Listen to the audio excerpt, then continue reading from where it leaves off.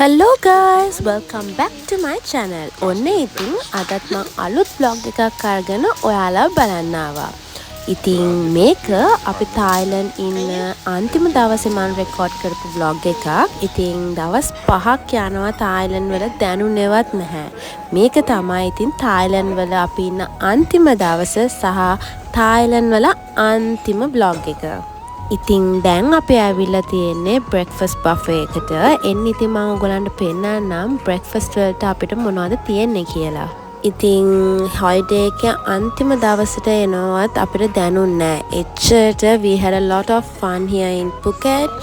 අපි එක දේවල් කරා. ඔයගොල්ලෝ දැක්කනේ අපි ඔයගොල්ලන්වත් අරගෙන ගියා. අපි ගිය තැන්වලට ඔයගොල්ලන්ට බලන්න බැරි වුණා නම් මගේ මීට කලින් මම අප්ලෝඩ් කරලා තියෙන vlogs අනිවාර්යයෙන්ම ගිහිල්ලා බලන්න.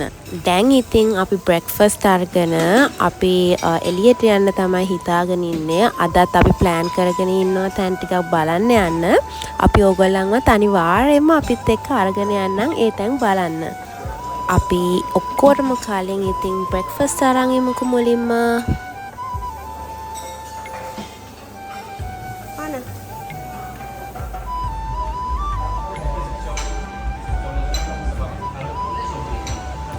අපි කාලා රූම් එකට ආවා. කාපු ගමන් නිසා බණ්ඩි හොඳටම ෆුල්. ඉතින් අපි දෙන්න පොඩක් ඇල වෙලා ඉඳලා චේන්ජ් කරගත්තා එළියට යන්න.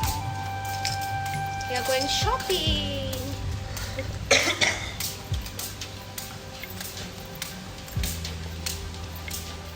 අපි ඉතින් ආවා Phuket View Point කියන කැෆේ එකට. මේ කැෆේ එකේ view එක මාර ලස්සනයි. plus මේ place එක මාර photogenic. but unfortunately අපිට එතනට අද යන්න බැරි වුණා. මොකද ඒ කැෆේ එක වහන්න ඔන්න මෙන්න තිබුණේ වැස්ස නිසා. ඉතින් අපි දෙන්න decide කරා ඒකට යන්නේ නැතුව අපි දෙන්න මේ ළඟ තියෙනවා Phuket Fresh Market කියලා මාකට් එකක්. ඒ පැත්තට ගිහිල්ලා බලන්න කියලා තමයි බැලුවේ.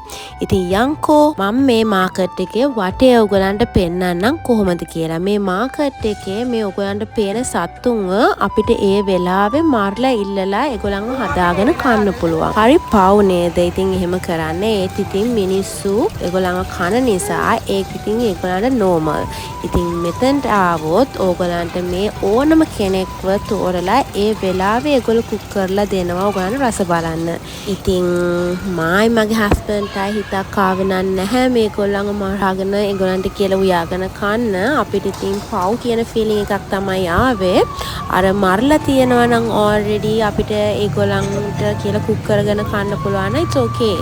ඒ වුණාට මේ වගේ පන පිටින් ඉන්නකොට ඒගොල්ලන්ව මරලා කන්න මට නම් ඉතින් හිත දුන්නේ නැහැ. ඉතින් මෙතන එක ජාතිය සත්තු ඉන්නවා. ඒගොල්ලන්ව හදාගෙන කන්න තමයි ඉතින් මේගොල්ලෝ මෙහෙම ඩිස්ප්ලේ කරලා තියෙන්නේ.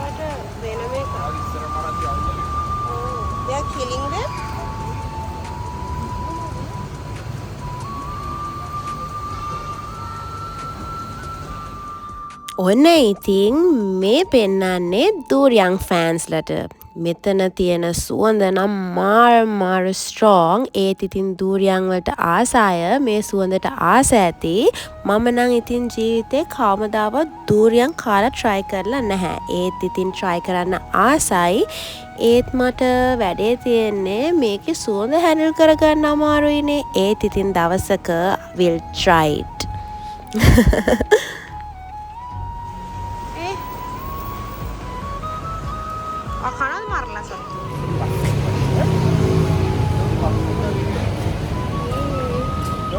අපි ඉතින් ඒ මාකට් එකේ පොඩි රවුමක් දාලා ඔක්කොම බලාගෙන කියාගෙන ආවා පතොං පැත්තට. මොකද දැන් නම් ලන්ච් ගන්න වෙලාවත් හරි. මගේ හස්බන්ඩ් මාව අරන් යනවා කියලා කිව්වාද ටයිගර් කොම්ප්ලෙක්ස් එකට පතොං තියෙන.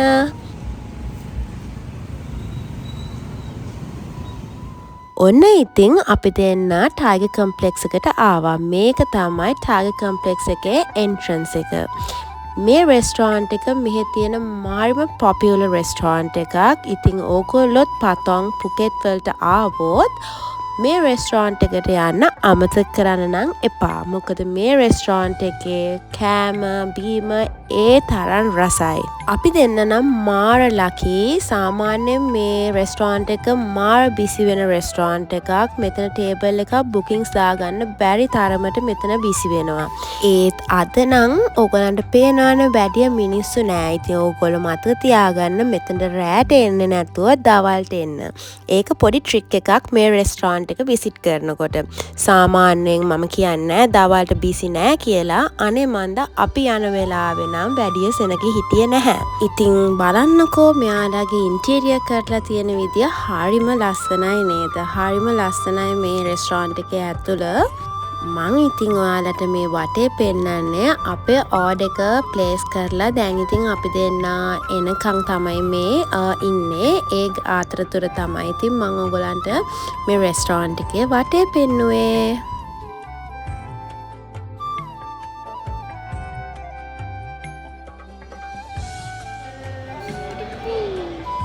ඔන්න ඉතින් අපේ ඩ්‍රින්ක්ස් නම් ආවා. මම ඕඩර් කරා මැංගෝ ලැසි එකක්. තායිලන්ඩ් ඇවිල්ලා මැංගෝ ඒගොල්ලන්ගේ try කරේ නැත්නම් වැඩක් නැහැ.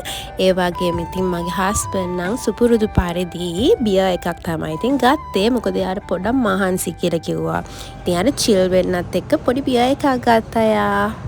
අපි මෙතනින් ඕඩර් කරා චිකන් බිරියානි එක්කුයි තන්දුරි චිකනුයි. මේකේ තන්දුරි චිකන් නම් මාර රහයි කියලා අහලා තියෙනවා. ප්ලස් රිවිව්ස් නම් මාර හොඳයි මේකේ කෑම වලට. let's see මේගොල්ලන්ගේ කෑම කොහොමද රහ කියලා.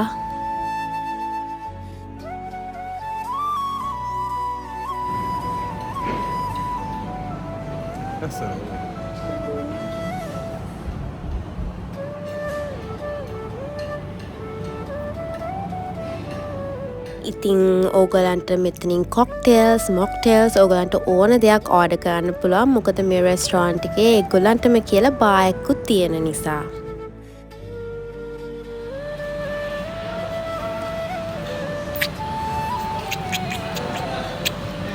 ඔන්න ඉතින් අපේ කෑම ටිකත් ආවා. දැන් ඉතින් තියෙන්නේ මේවා රස කොහොමද කියලා බලන්නයි. ඒ වගේම දැන් නම් මාර බඩගිනි.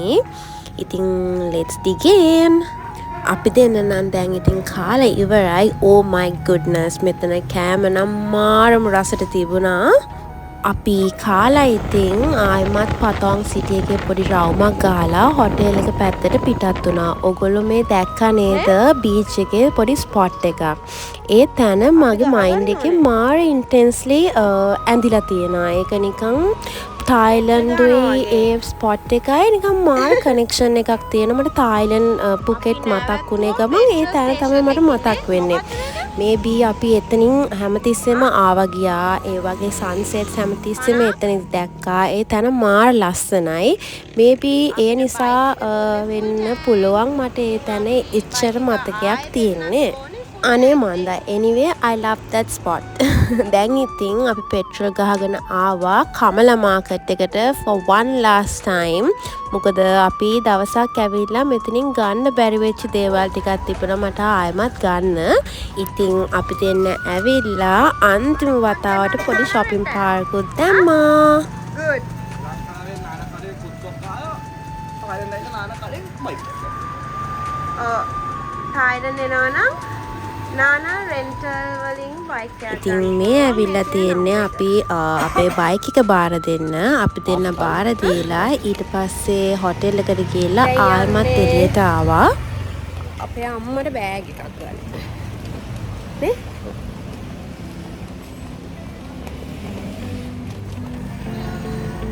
අන්න මසාජ් සුදු. You want massage?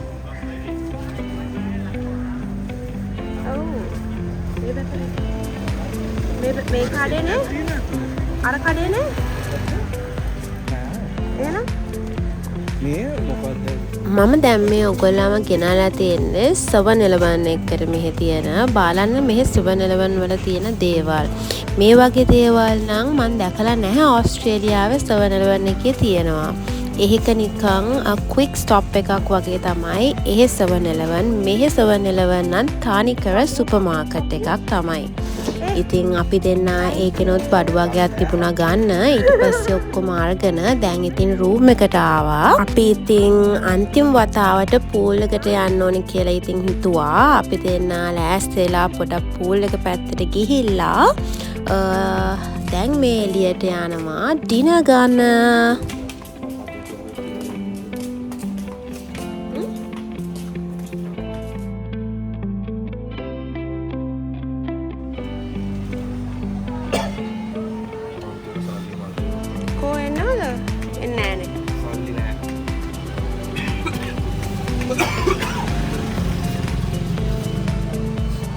සල්ලි නෑ.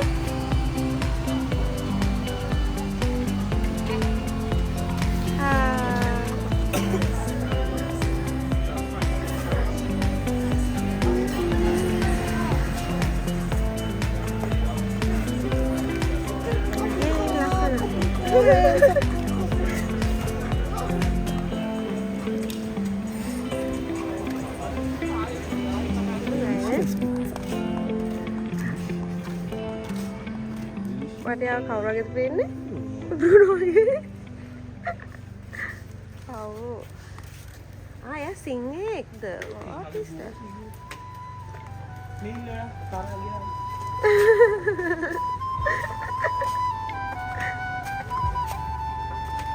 සිංහෙක් නැද්ද මාව පෙන්නේ?